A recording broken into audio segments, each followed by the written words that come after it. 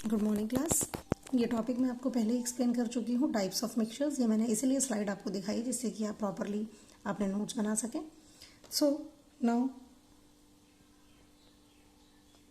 I want to explain you the next topic and that is true solution.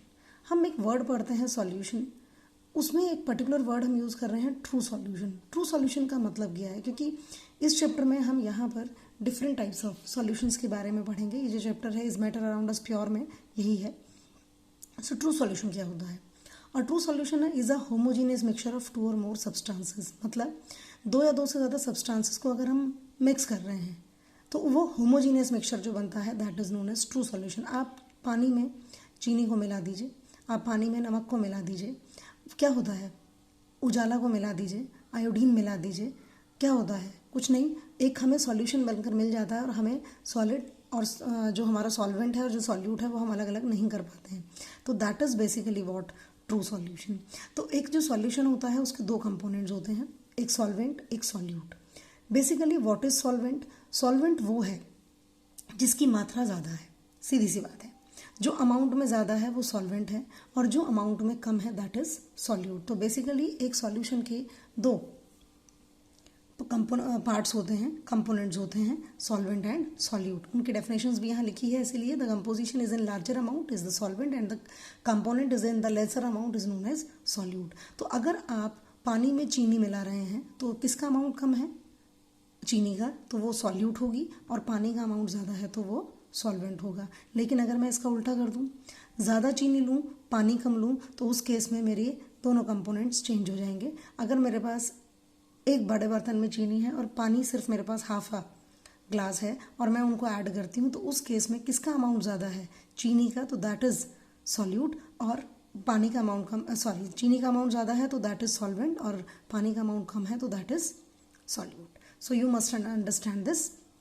Examples लिखे हैं मैंने। Now properties of true solutions. True solutions की बहुत सारी properties होती हैं। पहली है कि होमोजीनियस मिक्सचर।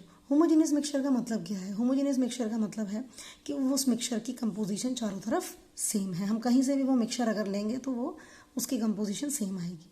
दूसरा, particles are can not be seen by naked eyes. Yes, बिल्कुल ठीक, हम पार्टिकल्स को अपनी आंखों से नहीं देख सकते क्योंकि पार्टिकल बहुत छोटा होता है, हम उसको अपनी आइज से नहीं देख सकते। जो सॉल्यूट के पार्टिकल्स हैं can not be separated by filtration. अगर हम सिंपल फिल्ट्रेशन करें, मतलब छन्नी में छाने, फिल्टर पेपर से छानने की कोशिश करें और उनको अलग करने की कोशिश करें, नमक को पानी से, चीनी को पानी से, तो हम वो नहीं कर सकते हैं। तो नॉर्मली फिजिकल मैथड से हम इसको फिल्टर या सेपरेट नहीं कर सकते। The solute particles do not settle down and the solution is stable. Solute के जो पार्टिकल्स हैं वो सेटल डाउन नहीं होते और इसलिए सॉल्यूशन स्टेबल होता है, और इसलिए आपको बिल्कुल एक जैसा दिखाई देता है बॉटम से लेकर टॉप तक।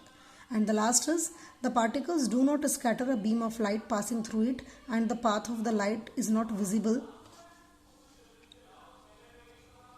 The path of light is not visible. जो लाइट का पाथ है वो विजिबल नहीं है। क्यों नहीं है वो विजिबल? उसका रीज़न है,